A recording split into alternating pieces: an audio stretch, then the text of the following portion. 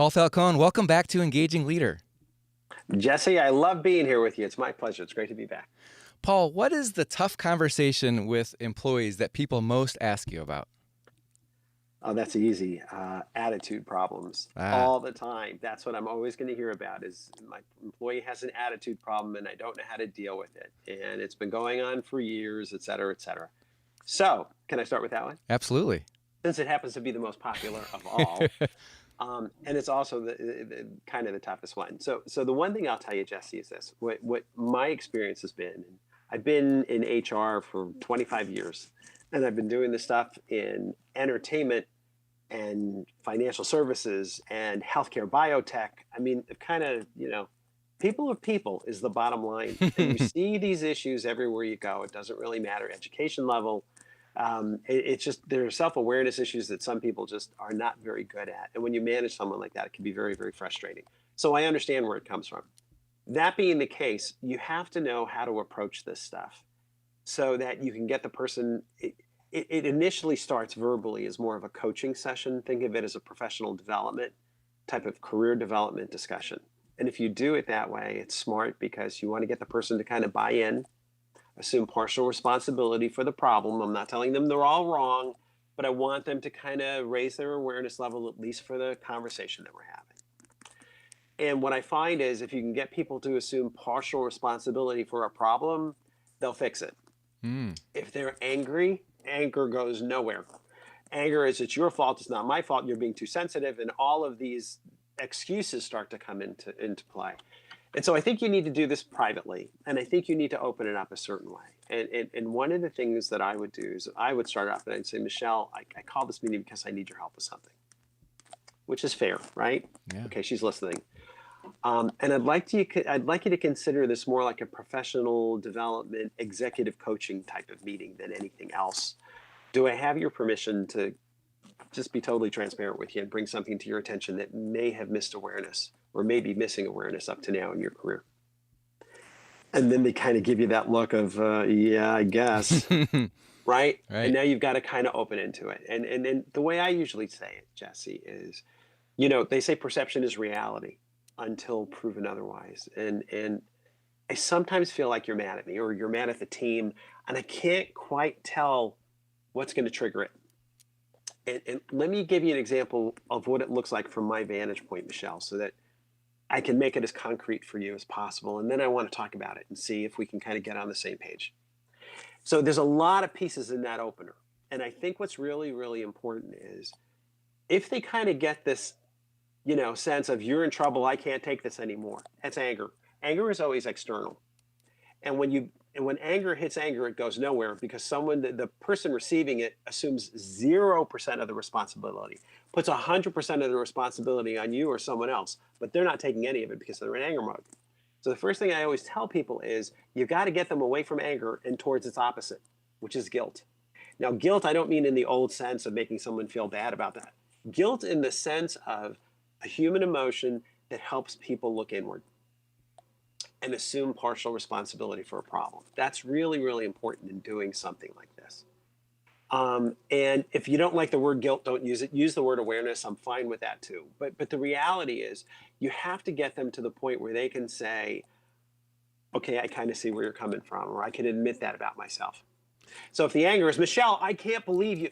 I don't know, right? And it's all anger and it's all noise. If it's Michelle, we've got to talk about what happened in that meeting. Honestly, it really hurt my feelings. It embarrassed me in front of the rest of the team. And I'm not sure what you were thinking, but I'll be honest with you. I mean, how would you feel if I had responded to you that way in front of the rest of the team? And just to let you know, I wouldn't respond to you that way because I respect you too much. But in that meeting just now, I really felt like it was inappropriate and I felt very, very awkward in front of the rest of the team. Now, typically, the Michelle in that, the initial reaction to that is going to be, oh, Paul, I'm sorry, I didn't mean to do that. I didn't mean to offend you. That's not what I was trying to do. I was just, okay, it's fine. As soon as you can get them to the point, Jesse, where you can tell them, oh, Paul, I'm sorry, that's not what I intended, they can assume part of the responsibility. And that's an important first step in all this stuff. You've got to pierce their heart. It doesn't help to get angry. And what most people do is I always say the path of least resistance is avoidance. and they avoid the confrontation and they just keep swallowing it. And then some proverbial straw is broken on the camel's back, and kaboom, the whole thing blows up. Yeah. And by the time it comes to my office in human resources, when they tell me what it was, it's usually a fairly trivial issue. Then it's like, well, this caused all this, but the reality is they've been swallowing this for 30 years or 3 years or 3 months or 3 weeks or whatever it is. But all of a sudden something blows. And that's when it's like, come on, as a manager, it's not what you say, but it's how you say it. And we learned that in the 3rd grade. But a lot of times I understand that the confrontation is difficult. But I'm sorry, that's why we're paying you the big bucks. You've got to be able to do this and do it in a constructive manner as possible. If you're really afraid that you have a litigious employee, don't necessarily do the meeting alone. You can have someone in there with you as a witness. And I'm fine with that too, another member of management or your boss. Maybe they get 2 tiers. They get their manager and the director, or they get the director and the vice president, or whatever. But what's important to me is, number one, that you're trying to get them to buy in, and this concept of guilt or awareness is a really important place to come from. The second thing I typically tell them, Jesse, in a situation like this is, perception is reality until proven otherwise. They used to call them PR firms. Now they call them perception management firms. But the idea is, it's not so much what your intention is or what you think you're doing. You are responsible for creating a friendly and an inclusive work environment, just like I am. And the reality is, it's not so much what you think you're doing. It's really more a matter of how the other person is receiving that message. And sometimes, Michelle, it comes across as too harsh. And you're not in trouble. This is not what this kind of meeting is. This is a meeting to raise awareness. And it's not even here for our company. I really, the way I'm looking at this is, I hope you accept this as constructive criticism for the rest of your career, no matter where you go, because I don't want to see this kind of thing hold you back.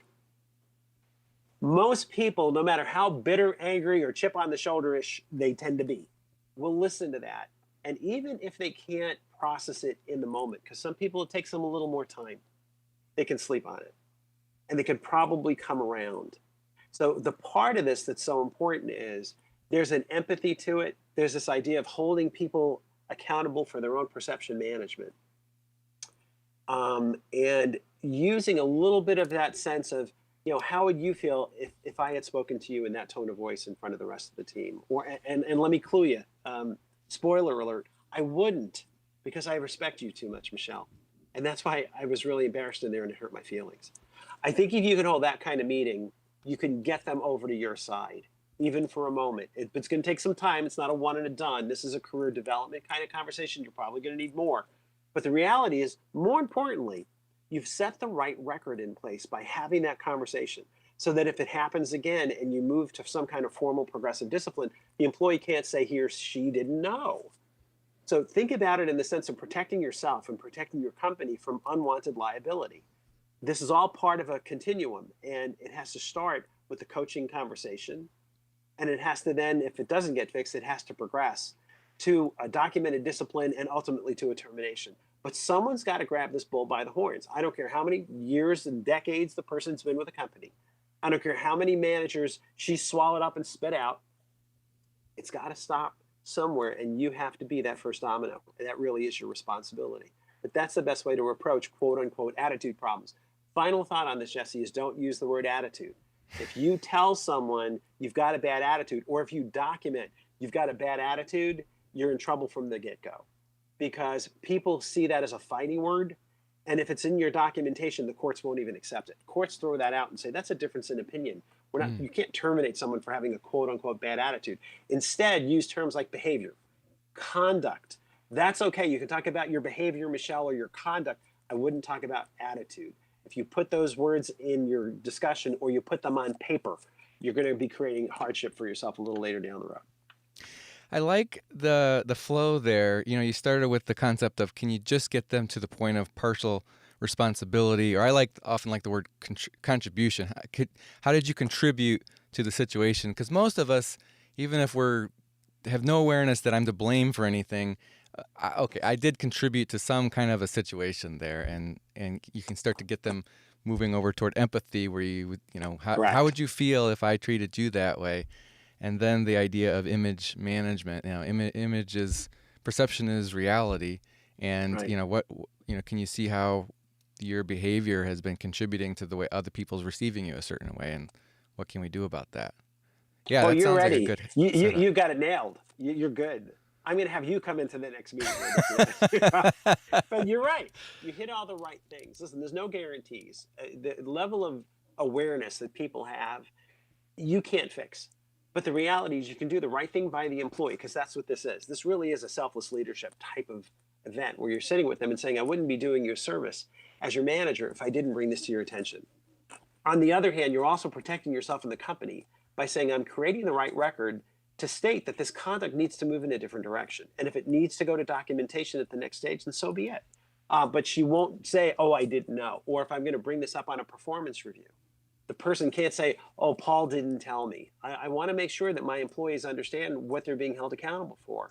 Don't just swallow it and look the other way. You can't keep sweeping stuff under the rug. It's going to drive you crazy. So, and if you really feel like you need help, have someone else in there. It could be HR, it could be your boss. I'm fine with that. But the reality is talk.